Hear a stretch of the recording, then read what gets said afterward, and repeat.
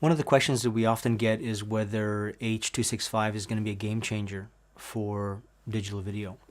And I would say that it may not necessarily be a game changer, but it's definitely going to speed up the game. It's going to make it more a better quality playing field, for example. Some of the things to consider in H.265 is that the actual encoding in H.265 is at the moment going to take about 10 times longer than H.264. So the processing power is going to be much higher.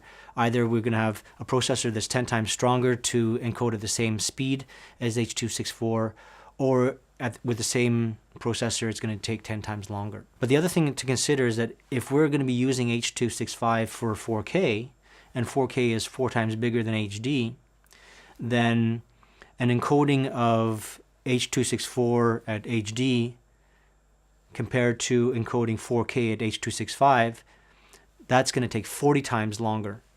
So the burden in processing is at the moment something to consider from that standpoint. And we do, for example, with computers today, high-end desktops have the capability to encode quite nicely H.265. But the real question is in terms of the consumer electronics and how the processors are going to need to scale in order to decode the H.265 codec.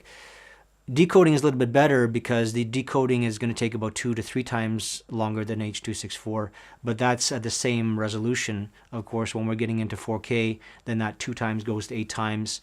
One of the final things to consider is that HD today is really synonymous with 8-bit, especially from the standpoint of, let's say, Blu-ray HD using H.264.